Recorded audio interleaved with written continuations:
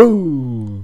Salut à tous, c'est Laurent, bienvenue dans ce nouveau tuto sur Affinity Photo. Aujourd'hui, je vais vous montrer comment réaliser une affiche de film d'horreur. On se retrouve juste après l'intro.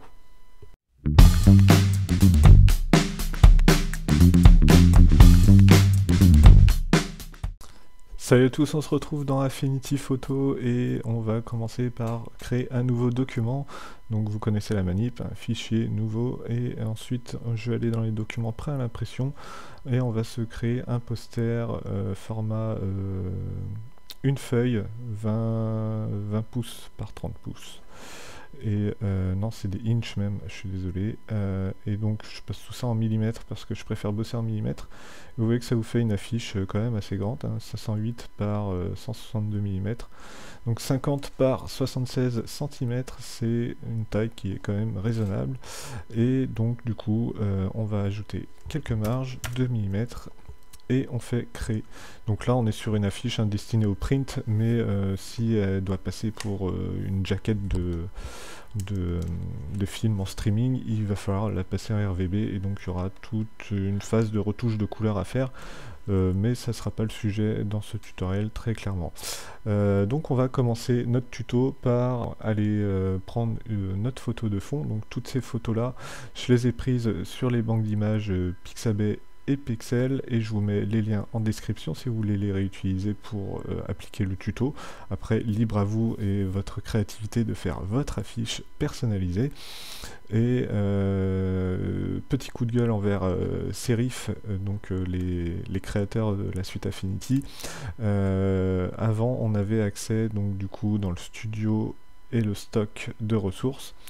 On avait accès à 3 banques d'images de données, dont Pexels et Pixabay, et maintenant on n'en a plus que 2. Avant il y avait Unsplash en plus, et c'était plutôt intéressant aussi d'aller sur Unsplash, parce que des fois il y avait des images différentes. Et donc là on les a pu, et je trouve ça bien dommage, donc dommage Serif de nous avoir fait ça, c'est vraiment pas sympa. Vous auriez pu au moins remplacer Unsplash par une autre banque d'images, pourquoi pas un partenariat avec FreePic, ça aurait été intéressant. Donc voilà, petit coup de gueule, parenthèse fermée, on va charbonner sur notre tuto. Donc là on va faire un CTRL A, un CTRL C, et on va venir dans notre nouveau document, et on va faire un CTRL V pour appliquer donc notre photo. Donc là vous voyez que la photo, on va devoir l'agrandir, donc ça va manger un petit peu de ressources, hein, on va pas se le cacher, mais bon, là l'avantage que vous avez, c'est que vous pouvez choisir l'endroit que vous souhaitez dans votre photo, et donc là moi je vais partir sur cet endroit là qui me plaît plutôt bien. Donc vous voyez que là j'ai des guides rouges qui se sont affichés, hein, c'est parce que j'ai activé le magnétisme, donc activez-le et allez chercher voilà, les options qui vous intéressent pour avoir le maximum de guides. C'est super pratique de bosser avec des guides, et c'est pas fait que pour les débutants, tout le monde s'en sert, même les pros. Donc trêve de bavardage, on sauvegarde donc notre affiche de film d'horreur. Donc là on se met en live.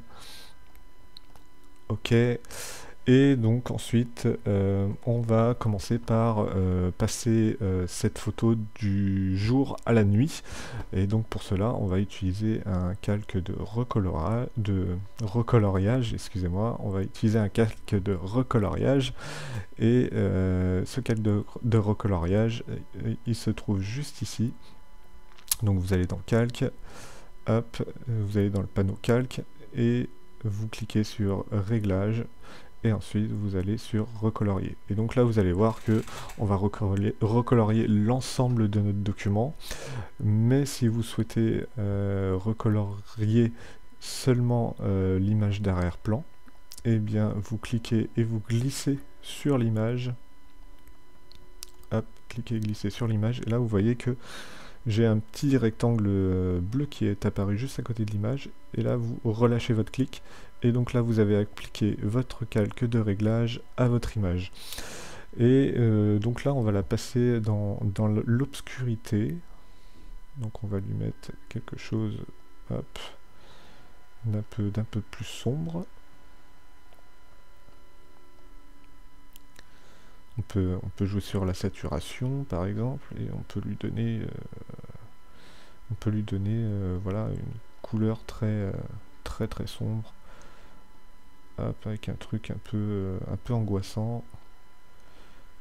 Dans les bleus, je trouvais ça pas mal, moi, dans les bleus. Hop. Voilà, là, on a un bleu-gris qui est intéressant. Hop, on va mettre quand même un petit peu plus de luminosité, et puis vous allez voir que derrière, on va appliquer un autre effet de calque pour donner un petit peu plus de puissance à ce côté obscur de la force.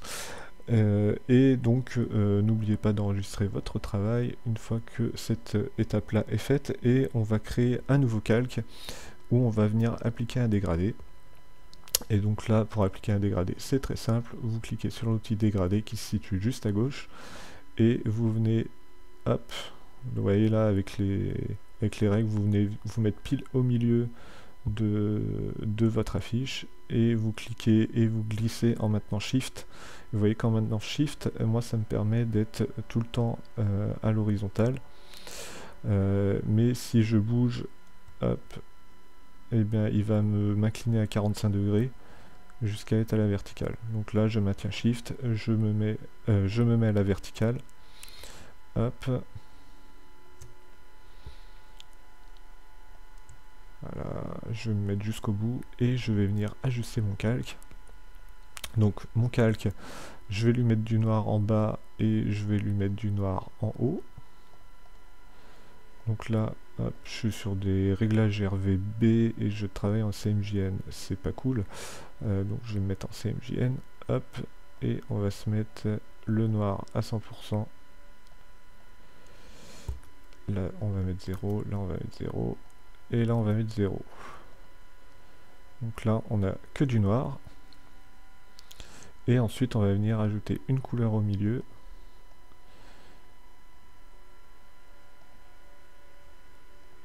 Hop, et donc là on va pouvoir mettre une autre couleur, qui peut rendre le film un peu angoissant. Hop, on va tester comme ça. Et en fait notre calque là on va le passer en mode produit. Et vous voyez que là ça nous crée un petit effet un peu angoissant, et on peut toujours continuer à travailler sur notre dégradé, et vous voyez que la couleur la plus claire va permettre d'afficher plus ou moins de détails.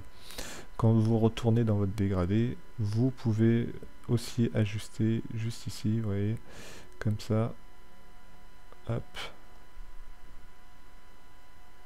le détail ou non que vous voulez faire apparaître. Donc voilà, ça c'est fait. Donc vous voyez qu'on est passé du jour à la nuit, à la nuit à l'obscurité même, hein, assez facilement, grâce à cette petite astuce qui mange pas de pain. Hop, et donc voilà, on a un fond qui est plutôt pas mal. Donc on sauvegarde, CTRL S. Et donc ensuite, on va pouvoir passer notre calque dégradé, non pas en produit, mais peut-être plus en lumière crue. On va voir ce que ça donne. Donc là, vous voyez qu'en lumière crue, j'ai quelque chose d'un petit peu plus, ouais, d'un petit peu plus clair. Et si je le passe dessous, juste ici, et que je passe ça, toute l'image là en mode produit, ça va peut-être renforcer cet effet. Voilà. Donc là ça renforce un petit peu plus l'effet. Dites-moi ce que vous en pensez dans les commentaires. Moi je trouve ça plutôt intéressant comme effet. C'est plutôt pas mal. Hop. Et donc ensuite on va pouvoir venir introduire notre petit personnage avant de mettre la lune. Donc là j'ai fait un détourage à la plume, j'ai pris le temps de le faire juste avant, comme ça je vous épargne l'étape de détourage, mais vous pouvez bien sûr aussi détourer avec le pinceau de sélection. Alors tout ça je l'ai déjà expliqué dans divers tutos, y compris le guide il me semble, hein, de débutant. Donc si vous arrivez sur ce tuto déjà par le biais de l'algorithme YouTube, bah, je vous remercie de rester jusque là, et si ça vous plaît, bah, abonnez-vous et allez voir le petit tuto que je vous mets en fiche là en haut à droite de votre écran. Et donc une fois que ça c'est fait, et donc une fois que vous avez détouré votre personnage, vous faites un CTRL-C ou un copier et vous venez le coller dans votre scène. Donc voilà, on a notre petit personnage intrigant. Alors je sais pas si c'est une fillette ou une jeune femme, je n'arrive pas à me rendre bien compte puisque la photo est prise d'assez loin, mais en tout cas elle a un air vraiment bizarre, et on va la rendre encore plus bizarre puisque là on va pouvoir donc on va pouvoir ajuster sa taille, hein, vous voyez, avec l'outil de sélection. Donc là je ne touche à rien, tout est en mode proportionnel là, donc je ne touche à rien.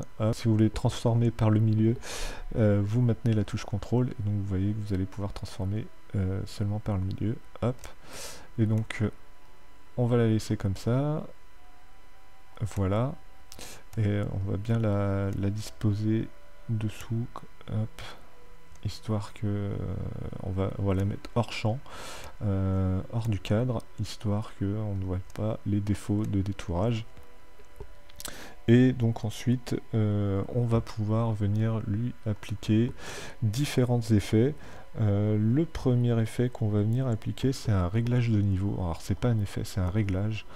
Donc un réglage de niveau, où là on va jouer donc sur la balance des noirs et des blancs pour renforcer son aspect un peu plus intrigant. Hop. Donc là pareil, hein, même astuce, je clique, je glisse le réglage sur la photo et ça vient s'appliquer que à la photo. Donc là c'est la photo de personnage. D'ailleurs, chose qu'on n'a pas fait, c'est renommer le calque. Donc là on l'appelle perso, et vous voyez que je peux revenir là en double cliquant sur mon calque de niveau, je peux revenir directement jouer sur les niveaux. Alors vous voyez, hein, ça fait des effets un petit peu bizarres. Hop, donc là ça rame un peu.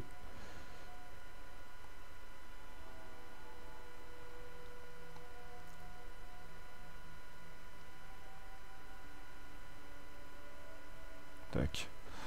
Donc là, moi je trouve le réglage pas mal. Bon, ça la met bien en valeur, hein, par contre. Peut-être que... Hop.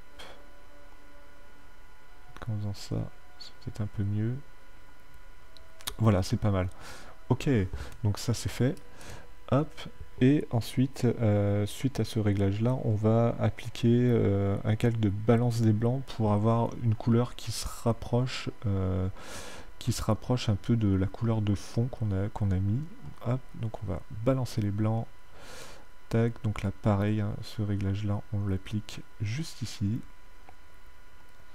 Et on va essayer de prendre quelque chose, voilà, qui se rapproche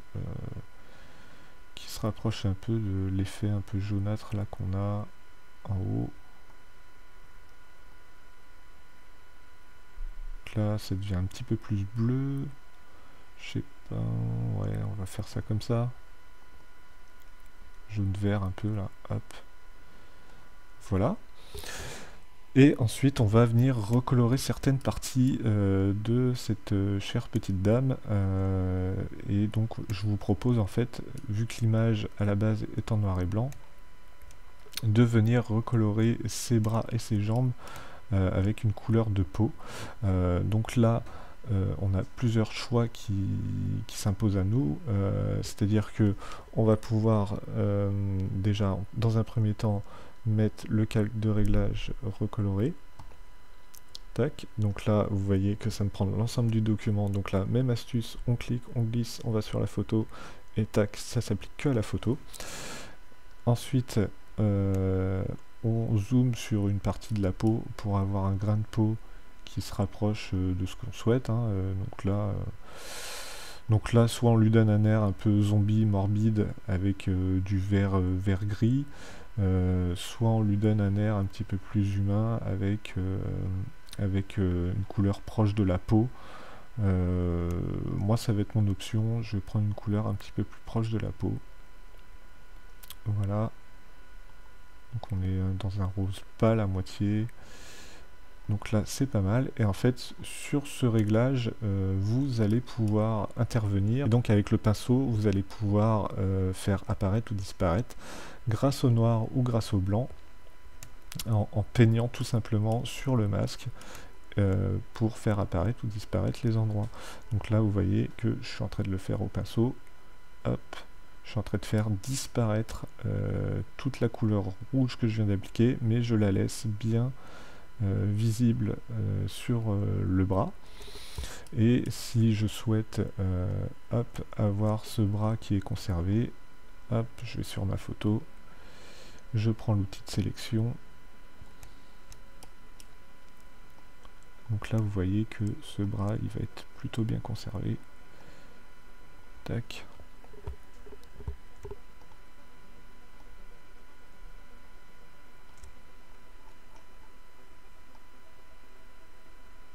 Là vous venez jouer avec l'outil de sélection, mais vous pouvez le faire aussi à la plume.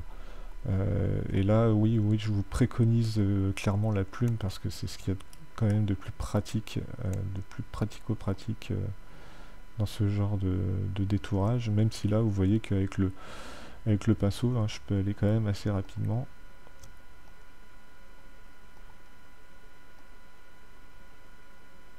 Faut juste prendre un peu son temps. Donc là je laisse quelques silences, chose que je déteste dans une vidéo, mais ça laisse quelques silences. Hop. Si je fais Alt, vous voyez qu'avec Alt on enlève de la sélection. Tac.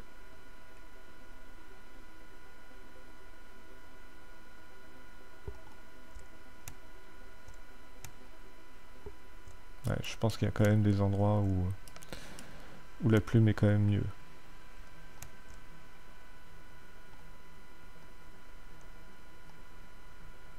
Là voilà, vous avez fait à peu près votre sélection. Et vous allez pouvoir faire sélectionner, inverser la sélection de pixels. Et donc là, en prenant le pinceau et en allant sur votre calque recoloré, vous allez pouvoir conserver les endroits qui vous intéressent beaucoup plus facilement. Et en plus, derrière, vous avez juste quelques petits ajustements à faire, mais pas grand chose de sorcier. Hop.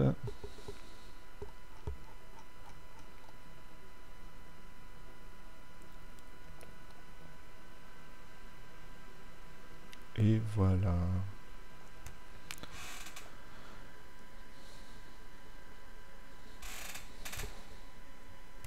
Voilà, et puis on va faire un petit ajustement juste ici. Donc pour enlever la sélection, vous faites désélectionner ou CTRL D. Hop, et ici on va pouvoir venir rattraper un peu avec notre pinceau. Hop, on réduit légèrement. Et là on vient chercher du détail. Le diable se trouve dans les détails. Et ben ça va bien avec cette vidéo. Le diable se trouve dans les détails. Tac. Voilà. Donc là, on a une recolorisation qui est plutôt intéressante. Vous sauvegardez. Donc voilà, là on a recoloré notre perso et on va essayer quand même de lui mettre une petite ombre. On va sélectionner notre photo et on va lui mettre un effet d'ombre. Donc on va mettre une ombre en interne. Ok.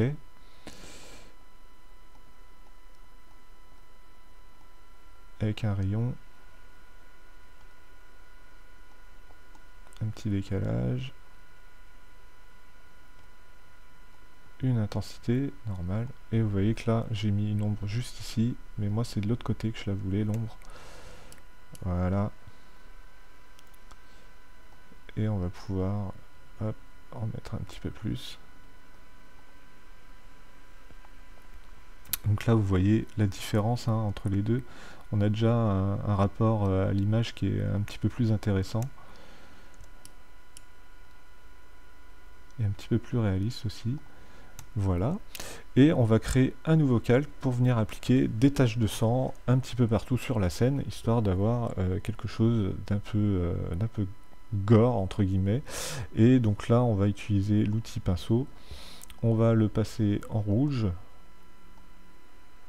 Hop, un rouge sang, oui, un rouge sang, hop, voilà. Et on va venir utiliser les brushes qui sont déjà incluses dedans. Donc là, il n'y a aucune brush à créer. Par contre, la création de brush, c'est au programme. Je vais normalement tourner une vidéo sur les brushes et comment créer ses propres brushes dans Affinity Photo et Affinity Designer, parce que c'est aussi pratique dans Affinity Designer. Et donc là, trêve de bavardage, on va choisir les vaporisateurs, les projections. Donc là, ouais, vous voyez que j'ai différents types de projections. Mais moi, je vais prendre celle-ci. Et je vais faire un petit zoom là. Et vous voyez que je vais pouvoir mettre des petites taches de sang un peu partout. Notamment sur la robe, sur le blanc. Donc là, hein, vous jouez avec le diamètre hein, de la brush.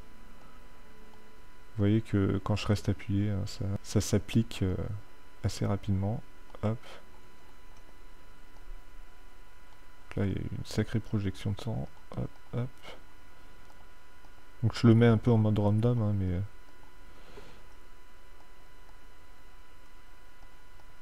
Tac. On va en mettre sur les carreaux derrière. Là, je vais peut-être mettre ça un petit peu plus gros. Hop, comme ça. Ouais, c'est un peu gros, là. Mode random, le sang. Hop.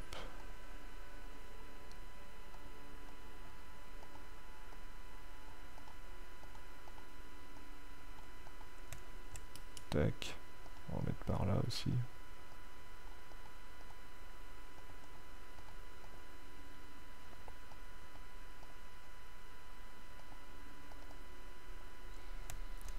Voilà. Tac. Et on va venir changer de brush. On va se remettre sur les brushes normales. Hop, les basiques. Pour venir tout simplement gommer les endroits qui seraient un petit peu délicats. Voilà, donc ici par exemple, on va pouvoir gommer. Ici, on va pouvoir gommer. Voilà. Hop. Ici, pas la peine. Voici ici, là, parce que ça déborde du personnage, donc c'est pas terrible. Voilà. Voilà. Tac. Et notre calque de sang, on va pouvoir le passer dans un mode différent. Donc on va prendre le mode densité, ouais, le mode densité plus, densité linéaire. Hop. Et donc vous voyez que avec les différents modes, on va pouvoir plus ou moins incruster notre effet de sang. Densité plus linéaire. Et donc là vous voyez que ça s'est bien incrusté hein, sur les carreaux. C'est même épatant hein, comme effet, c'est assez bluffant. J'ai même envie d'en rajouter un peu du sang. Je sais pas ce que vous en pensez vous, mais oui, moi j'ai envie de rajouter un peu de sang. Tac.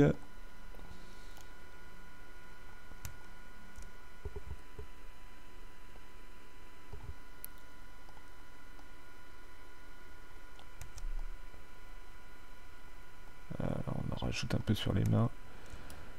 Là ça va être intéressant. Vous voyez là on peut en rajouter un peu là. Sur le bout des doigts aussi.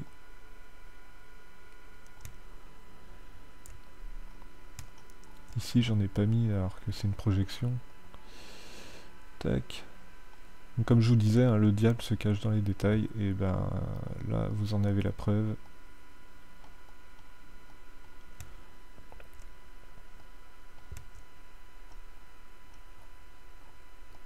C'est que qu'il y en a eu partout du sang. Il y a du sang partout. Voilà. Sur le siège, au sol.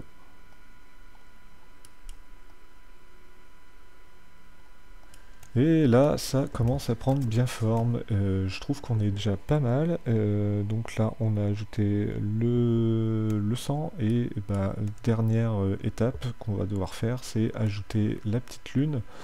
Hop, donc là, ça va être très simple. Le plus simple, hein, c'est de le faire à la plume directement. C'est des fois ce qu'il y a de plus simple. Hop, on va faire ça à la plume.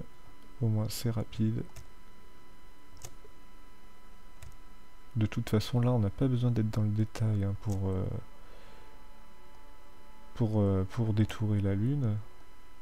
On nous demande pas la lune. Ah ah ah. Petite blague. Si vous regardez ça dans un open space et que vous vous êtes marré, je vous remercie parce que bon, hein, la blague était facile. Donc voilà, on a détouré la lune. CTRL-C, CTRL-V, et on vient la porter dans notre document. Hop, on la réduit et on va la passer en arrière-plan. Donc on va venir la passer, hop, on va renommer lune, et on va venir la passer tout derrière, tout derrière, tout derrière. Donc vous avez plusieurs choix. Vous voyez que pour passer en arrière-plan, j'ai cliqué sur placer derrière, qui se situe juste ici, dans la barre des outils du haut. Hop. Et vous voyez que là, je vais surtout retravailler ça aussi. Je vais pas la mettre réellement derrière, je vais plutôt la déplacer. Et donc là, je repasse la lune vraiment derrière l'arrière-plan et non pas derrière le dégradé. Et je viens lui appliquer un petit masque. Et sur ce masque là, je vais pouvoir venir avec donc le pinceau enlever tous les endroits que je ne souhaite pas conserver. Et pour refaire apparaître la fenêtre qui est en arrière-plan. Donc vous voyez que là j'utilise le noir pour faire disparaître les endroits de la lune que je ne souhaite pas conserver. Voilà. Hop. Alors vous pouvez vous aider aussi des outils de sélection, hein, par exemple ici on aurait très bien pu faire ça. Tac, tout en étant toujours sur le masque hein, et pas sur l'image de la lune mais bien sur le masque, et ensuite je reprends mon pinceau et je viens faire ça proprement grâce à mon outil de sélection. Tac.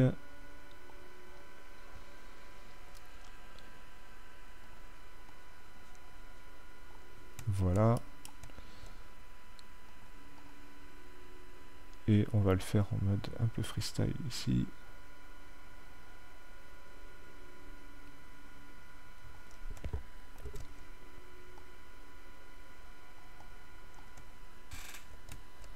Et voilà, ça, on a quelque chose qui est plutôt pas mal. Donc,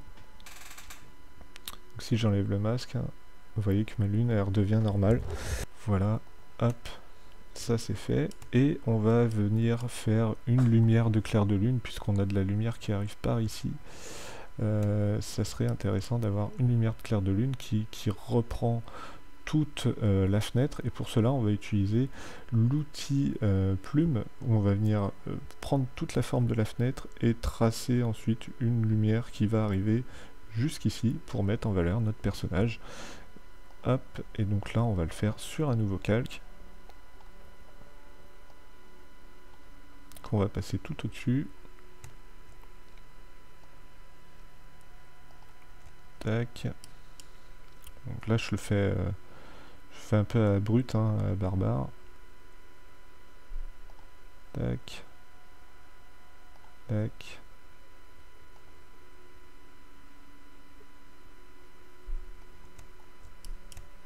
Et là, là-haut, on a ça à faire, comme ça. Voilà. Et on n'oublie pas de remplir donc cette forme-là avec... vous voyez, j'ai même pas eu besoin en fait de créer un nouveau calque, ça c'était bête, mais le calque se crée automatiquement en courbe, et donc là ici on va venir appliquer un filtre de flou gaussien pour, vous voyez, qu'il y ait vraiment un flou qui se fait tout autour de l'image pour un effet lumineux. Hop.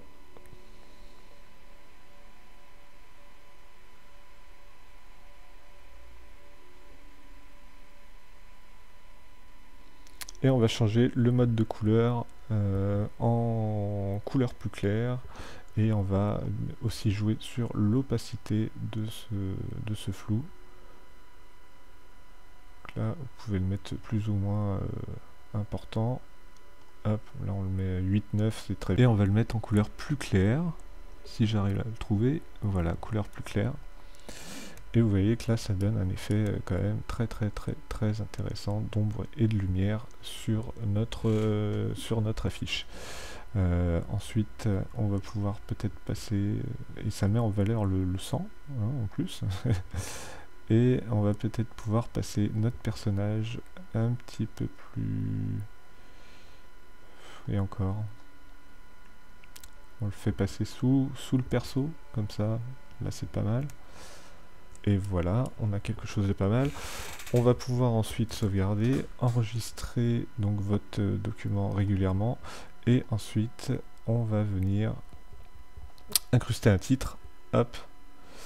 Donc le titre avec, bon, maintenant vous connaissez, hein, je pense, si vous êtes débutant, bah, allez voir le guide du débutant, mais pour incruster un texte, hein, on va prendre l'outil de texte artistique, et on va venir choisir une typographie que j'ai peut-être utilisée récemment. On va prendre Bronx Street, et on va mettre le dernier 31, qui va être le titre de notre film. Hop, on va le mettre en rouge.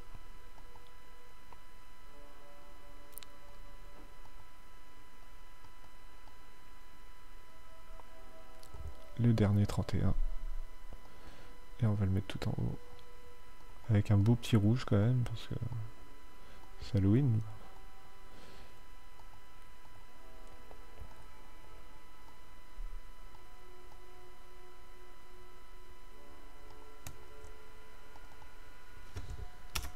On va tout centrer, on met ça comme ça, c'est pas mal. Et on va se créer un deuxième texte pour mettre le 31. 31, le dernier 31.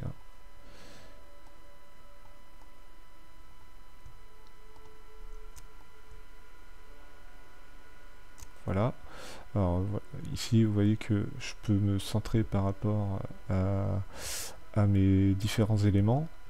Et donc on va pouvoir centrer tout ça au milieu de la fiche. Donc là, vous voyez que, hop, il me le prend automatiquement. Je vais peut-être réduire le 31, réduire le dernier. Hop. Et on va appliquer un petit effet sur ce groupe. On va venir grouper les deux textes avec un CTRL-G. Donc on sélectionne les deux textes, on fait CTRL-G. Et on va venir appliquer un petit effet, donc une ombre externe par exemple. Hop, avec un grand rayon, un décalage. Ça va donner un petit peu de profondeur au texte, à la typographie. Hop. Un petit peu plus d'intensité. Voilà, vous pouvez vous amuser réellement là à mettre les effets que vous souhaitez hein, dedans. Et là, j'ai mis un petit effet de 3D.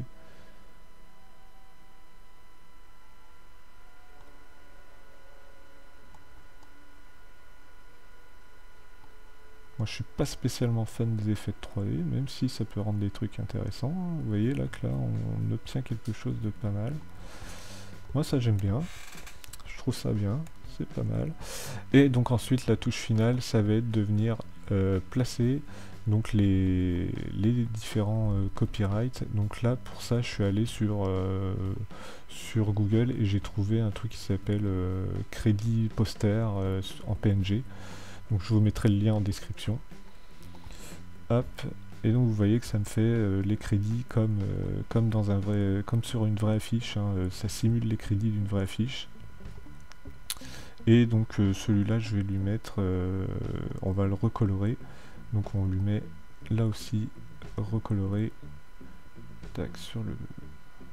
sur la photo et on va recolorer bien en blanc, voilà, tac, et donc on a nos crédits, de production qui sont mis comme sur une vraie affiche. Et voilà, c'en est tout pour ce tuto, j'espère que celui-ci vous aura plu. Si c'est le cas, n'hésitez pas à me laisser un petit pouce levé vers le haut, un petit pouce bleu, histoire de référencer la vidéo et aussi de me remercier pour tous les efforts que j'ai fait à préparer ce tuto. En tout cas, ce fut un plaisir de vous montrer comment on peut faire ce genre d'affiche. Et en attendant, je vous souhaite un très bon apprentissage sur Affinity Photo. A plus tard, salut!